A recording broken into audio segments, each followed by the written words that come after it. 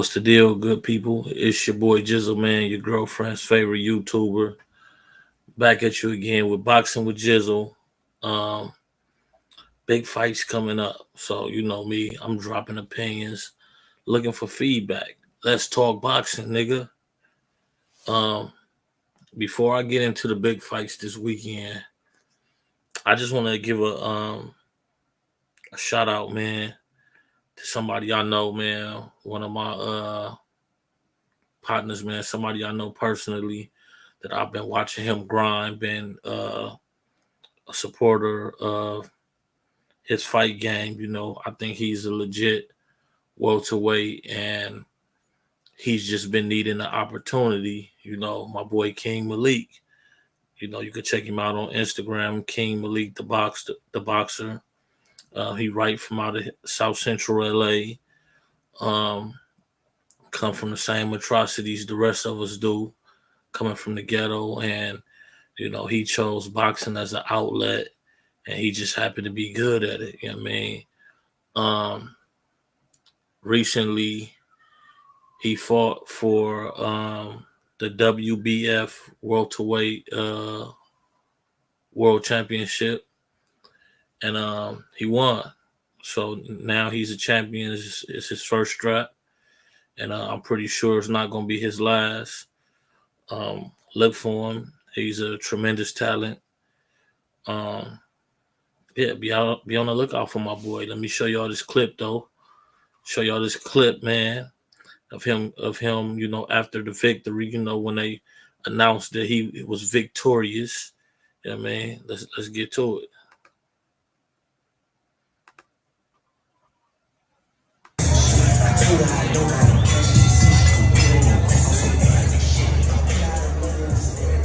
All right, Bellflower, California, let's hear it one more time for these two men who gave it their all in the ring tonight. So after 8 rounds, here are the score totals. Judge Christy Rosario sees about 80 to 72. And Judge Jonathan Davis and Fernando Villarreal both see about the same, 77 to 75 for your winner by unanimous decision. And the new WBF welterweight champion of the world from South Central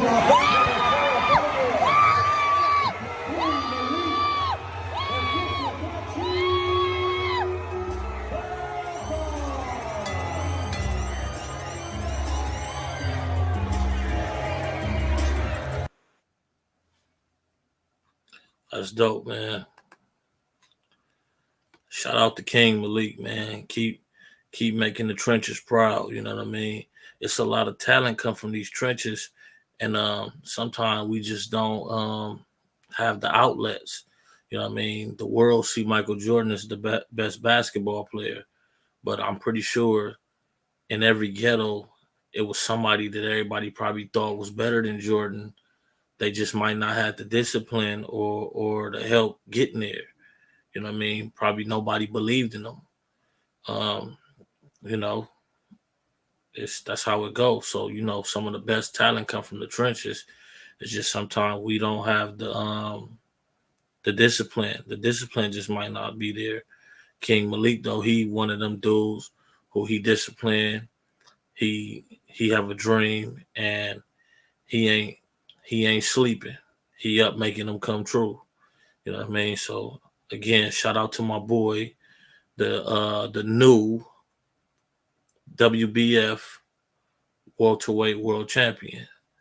And check out the WBF. It's a sanctioning body. You know what I mean? I don't know if everybody is familiar with all sanctioning bodies, but you know the most popular is the WBC, the WBA, the WBO, and the IBF. You know what I mean? But there's several other sanctioning bodies out there world that have several world champions. These guys are definitely ranked. The only difference is sometimes they might not have uh, the biggest network deals. So let's say Mylik is the WBF champion, right? And let's say somehow he can land a network deal. It will bring light. It will bring more light to that sanctioning body. But yeah, man. Shout out to my boy, man. That's just something dope, man, that he just did. Like, dude just became a world champ. World champ. What have you done in your life? He's a world champ. And actually had to lace him up and take that walk. You ever laced him up and took that walk? Probably not. You probably turned down phase in your hood. But anyway, shout out to my boy King Mylik, man. All right, so uh let's get into the big dance, man. The main event. The main event. Tszyu versus Sebastian Fundora. Now, Sebastian Fundora is a replacement because Keith Thurman got injured. Um and I believe, to the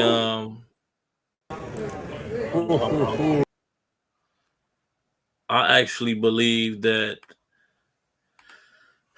to the casuals, they were anticipating to see the Keith Thurman fight because they know Keith Thurman name.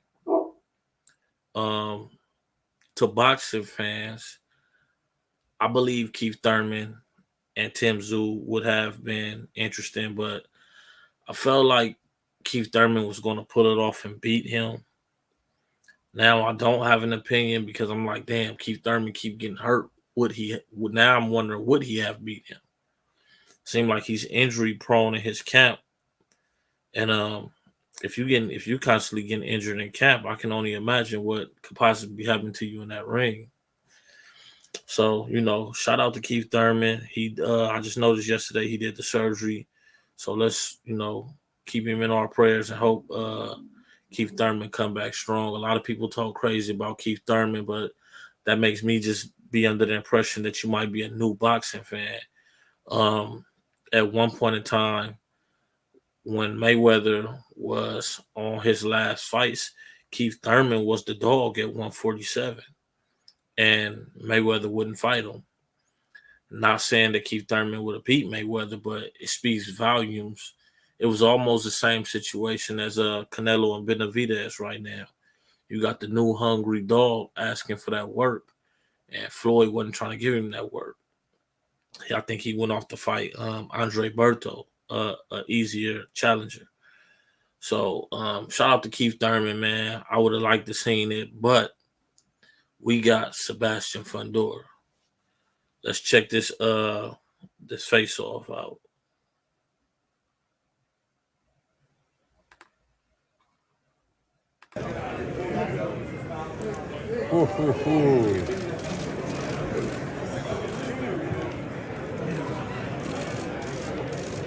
He's so tall.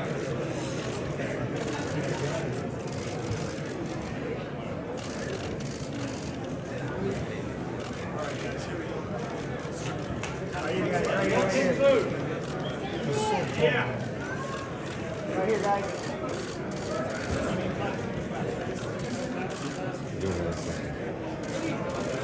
Sebastian.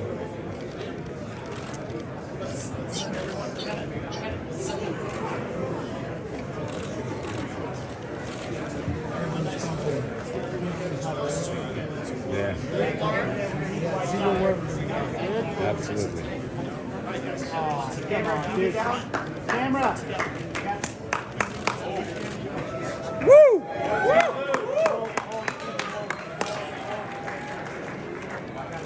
All right, everybody, right here.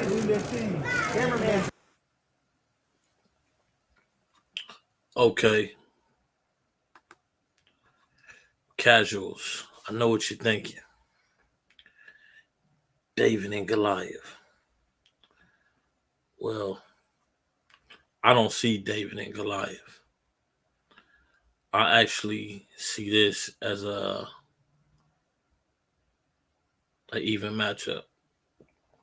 I'm gonna say I see it as an even matchup because we have no reason to bash Tim Tszyu's fight game because he ain't never lost.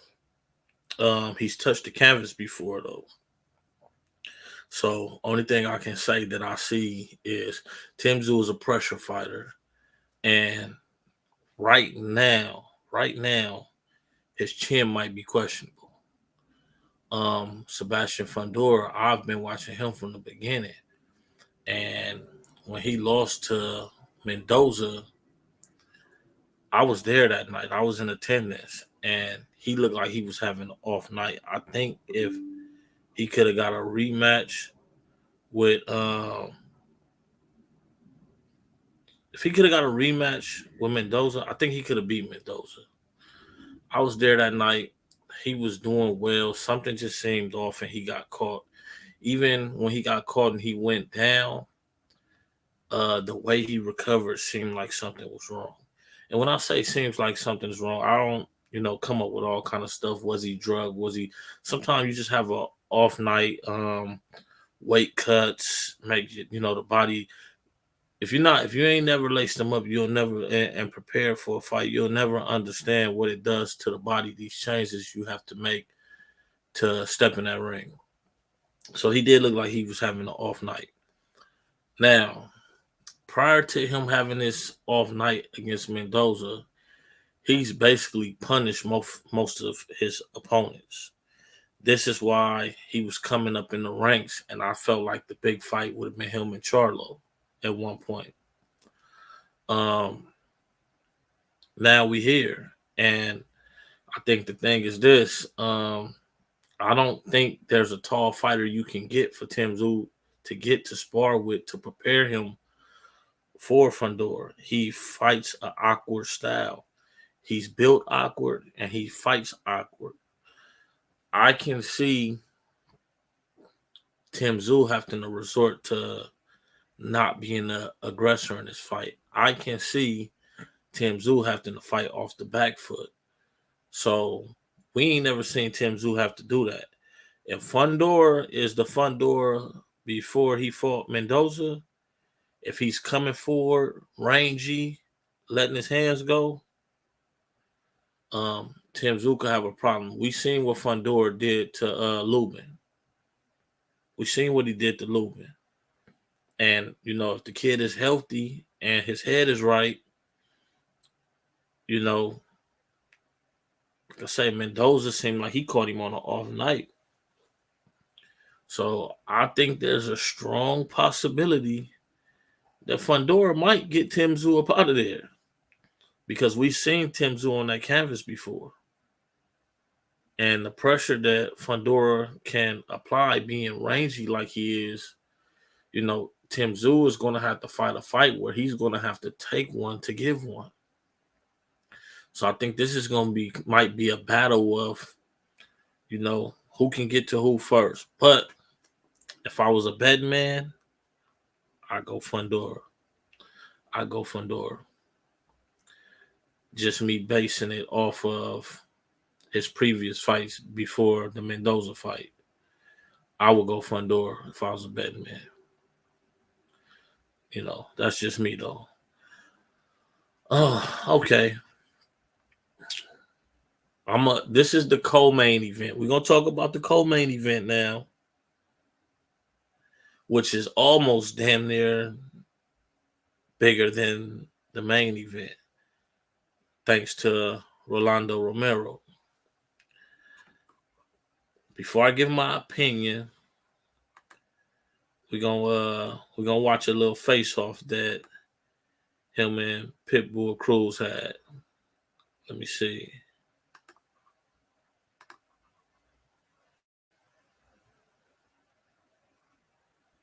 What the hell did I just do?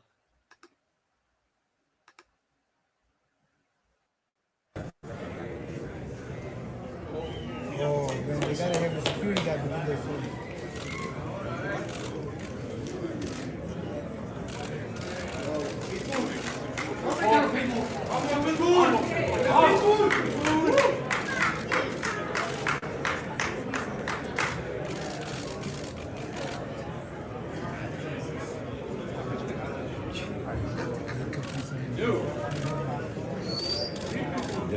Тваринчика майбутній опонент. Ісаак Питбуль Круз і Ромеро.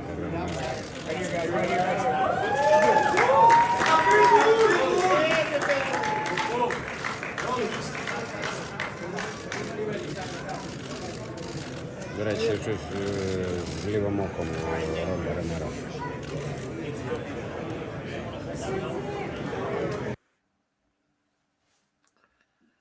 Man, so this fight is so shaky, man. And I hate to say it's shaky because most boxing experts is calling this for Pitbull Cruz to win. And I've even heard them saying he can beat him in like within 4 rounds. So this is how I see it. I understand why people will see it that way because we seen Rolly get a controversial decision to Marinez, if I'm pronouncing it right. I've seen that fight. Rolly got outboxed the whole fight. I just didn't understand it, but again, he won the fight. Cool. Then we see Rolly fight Tank. He found success in the early rounds, what appeared to be success. I kind of feel like Tank was just setting him up the whole time. Made him get comfortable with coming forward and clipped him and put him to sleep.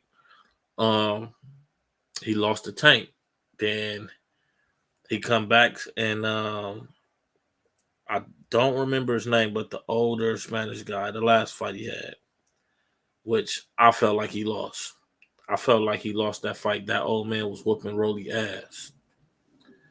Now, with Pitbull Cruz, he got 2 L's, but he ain't even look bad in the 2 L's he got.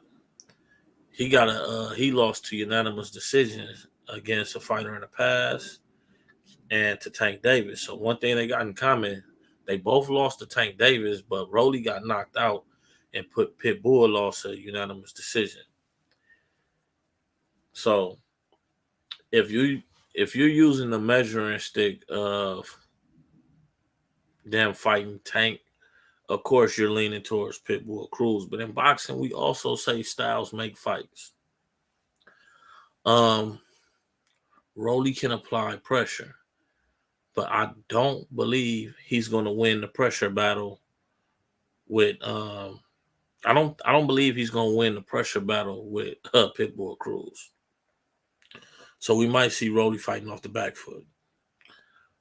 The dangerous part about Rolly fighting off the back foot is that Pitbull Cruz has a style similar to Manny Pacquiao, in my opinion. Punches coming forward, punches and bunches. And that might be something that's tailor-made for Rolly's power. Rolly don't have to box you. He don't have to chase you. You bringing yourself to him. Them punches and bunches, all he got to do is get one in there. The dude is he might be the hardest puncher at 140. Might be. Least talented, but hardest puncher. I think if Pitbull play it coming forward, punches and bunches, there is a possibility within 12 rounds, if he can't stop Rolly, it's a possibility he can get clipped and put down. But if Rolly don't catch him, I don't see Pitbull knocking him out. I just see him beating Rolly up for 12 rounds, just beating him up bad. And, he could beat him up bad enough to where it's not a knockout, but it can be like a stoppage between like the 8th and the 10th. So, at the end of the day, where would I put my money? I hate to say it, but I would probably put my money on Rolly with the counter because I don't think Pitbull can do nothing different. I don't think he can do nothing different. I don't think he can play the sit back game and he play the counter punch. He ain't a switch hitter. I don't see nothing special. It's, he's pretty basic. Come forward, high guard, punches and bunches. So I would bet on Rolly's power with this fight. I would bet on Rolly's power. And with the controversial fight with the older guy, Rolly got a lot more to prove. He got a lot more to prove, and we don't know if he's learning something new in the gym. He got rid of Bullet Crumwell, his trainer, for a reason. Obviously, there was some things that he wasn't getting from Bullet that he needed somewhere else. So maybe we see something different in Rolly. I don't know. Um, the judges will be on Rolly's side that night. The ref will be on Rolly's side that night because Rolly is marketable. He's a very marketable guy. Um, he's carrying the weight of this fight. He did the pay per view for this fight. Just might be, if it's still pay per view. I wonder if it's still pay per view since Thurman pulled out. But whatever it may be, the fight is probably, people are interested because of Rolly. Rolly makes this interested. Rolly is a character, and dude could sell a fight. He is the new Adrian Broner for sure. He's the new Adrian Broner without the accolades, though. Uh, Adrian Broner accomplished a lot young. Rolly Romero is not accomplished yet. He is a champion, but you know he ain't the people's champ yet because the fans just don't agree with some of the decisions in his fights.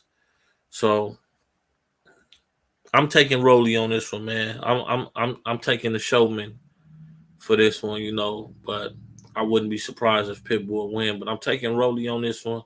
I'm betting on power.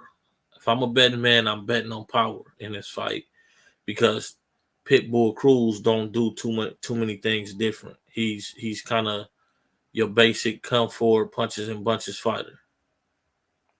So y'all get in the comments. Let me know what y'all think.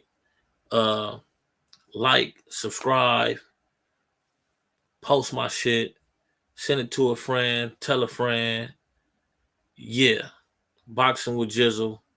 We be back after the fights Saturday night.